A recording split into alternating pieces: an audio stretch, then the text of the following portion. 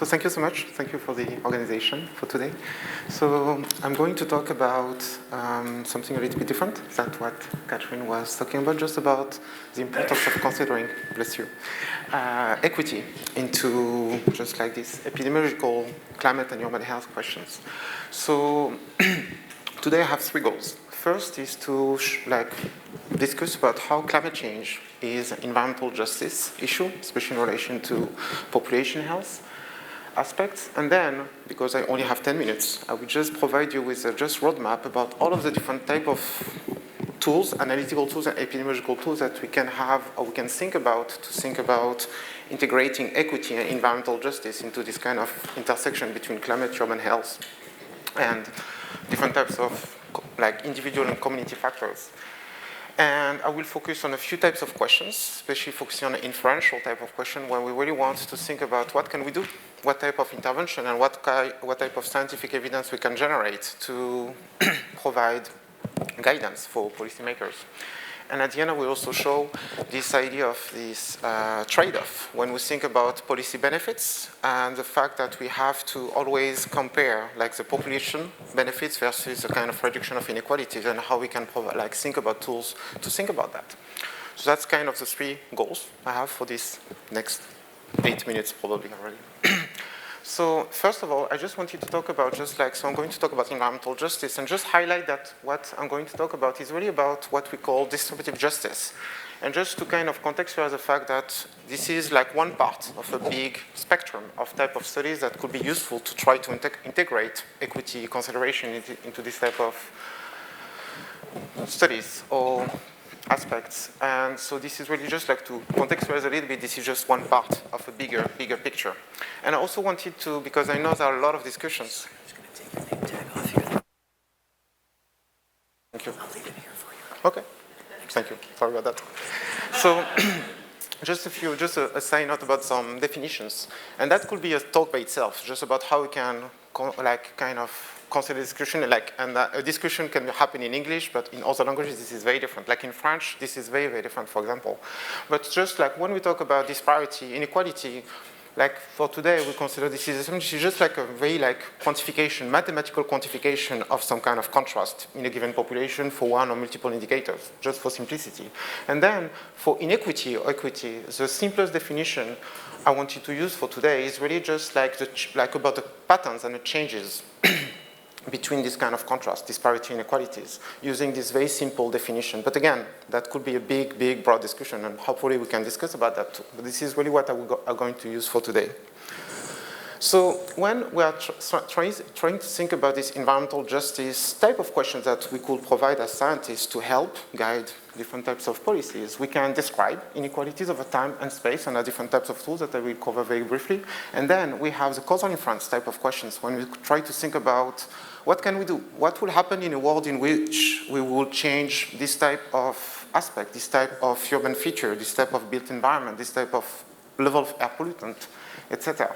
And for that, there are different types of questions that I would like to emphasize about when we have the SES, socioeconomic status variables, that could be race, ethnicity, education also as an exposure of interest, something that we would like to affect, to manipulate, or when we think about effect modification, and then trying to really understand the mechanism and actions that could reduce the amplitude of these inequalities. So very briefly, this is just a roadmap, just because, just show the diversity of type of actions or studies that we could conduct. So first we can just summarize amplitude of inequalities, and we can do it spatially or non-spatially. So we can it's very, very important to first of all just understand for which indicators we observe some kind of anomaly in amplitude of inequalities between multiple subgroups and multiple communities, multiple neighborhoods. And we can do it just spatially, in a static way, but you can also do it dynamically over time. And really, the idea for this type of study is just to understand some kind of detect anomalies that then would lead or help leading some kind of investigation to try to understand what is happening. And there are so many different tools. I just wanted to highlight, I'll go back to that, just one study, for example. This is a study we published last year in which we just showed the specific contribution of exposure to ambient PM2.5, so fine particles, which is one type of pollutant that is regulated in the US and elsewhere. And here this is a contribution of PM2.5 to inequalities between non-Hispanic black and non-Hispanic white individuals in terms of premature mortality. And we just highlighted like clusters in which there is an abnormal contribution of PM2.5 to this non-Hispanic black-white disparity in premature mortality. There are different ways we can compare and contrast inequalities, and I just wanted to highlight that so many indicators that are quite flexible and useful to actually do this type of work.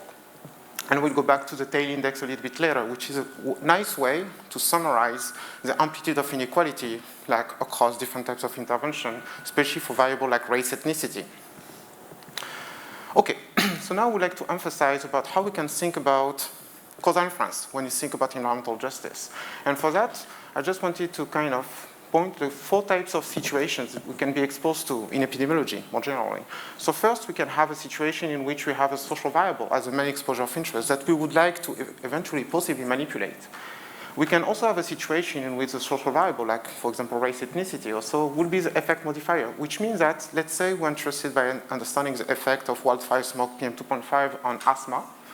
We would like to see if everything else being equal, when like your individual race ethnicity changes, does the risk associated with a specific contrast of wildfire smoke is the same or not? And that could be extremely useful to identify if there are some targeted intervention that could be needed.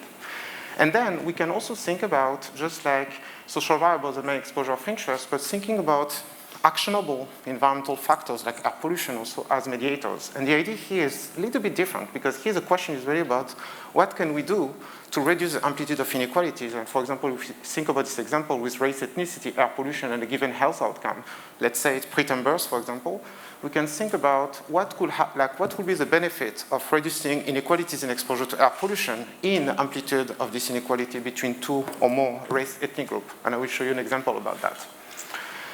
So I just wanted to highlight, and again, that could have been a presentation by itself, just about how, and using race ethnicity as an example, there are a lot of discussion when we think about causal inference consideration about how to think about race ethnicity, because it's not technically conceptually manipulable.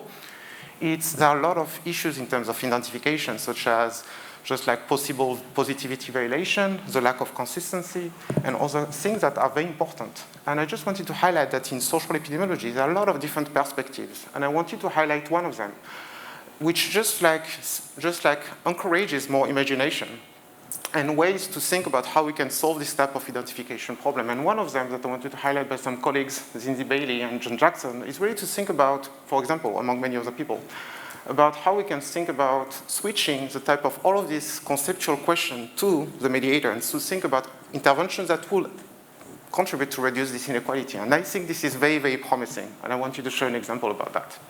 I will go back to that later. So this is just one example of a study in which we did in California, just to show, just like we have inequalities in terms of preterm births between non-Hispanic black and non-Hispanic white mothers in California. And the question was, okay, what can we do to reduce the amplitude of these inequalities? So we conducted what we call decomposition analysis to try to quantify like what will happen in scenarios in which we will make equal access to education, in which we'll make equal access to health insurance, and also make equal exposure to PM2.5, for example. And here, just like what I highlighted, just a contrast between making equal access to education and making equal access or exposure to PM2.5. And we can see that the reduction of the amplitude of this inequality will be between like 3 and 4%. So just to highlight as well that intervening on environmental conditions in urban settings, for example, can actually can help substantially to reduce the amplitude of this inequality. And here, this is just the same type of analysis, but expanded to a spatial context, because here this is really like estimate for the entire state, which can be useful just to highlight or advocate that air pollution can be a useful strategy, but doesn't help a lot about where we can do something. We can extend that spatially, and here we can really see in which zip codes in California this type of intervention on air pollution could actually make a huge difference to reduce the amplitude of this inequality. So just to illustrate the different type of approaches that could be useful. And to finish, sorry I switched a lot of slides just to be on time, and I'm sorry about that. But I just wanted to finish about how we can think about this trade-off when you think about policy benefits. So when we think about the way we can design like public health interventions, one way to think about it is through this type these three types of approach, about a kind of a rose type of approach, universal population strategy, when we intervene on the entire group. There could be interventions that will be targeted, okay, and a strategy that we call proportionate universalism, in which we're going to intervene on everybody, but proportionate to a specific characteristic, like SES also. So here, in this specific study, what we wanted to do is also to compare this trade-off about the benefit for the entire population versus the benefit in terms of a reduction of inequality. And this is there is no free lunch. This is always something to think about, and we will never be able to check both boxes. So this is always a conversation, and this is why we develop this type of tool to help this type of decision making, because as scientists, it's not a decision we're going to make, but at least we can show how, for example, on the left, different type of intervention on PM2.5 can contribute to population benefits in the US in terms of reduction of mortality. But on the right, this is how different types of intervention can actually lead to changes in the amplitude of this disparity between different groups. And you can see that, I don't have time to detail that, but it's just to show the trade-off and the fact that this type of tool can just help and kind of provide evidence for policymakers just like consider all of these possibilities. So we'll stop there. I'm a little bit late, I'm sorry. But we will have an opportunity to continue the discussion. So thank you so much.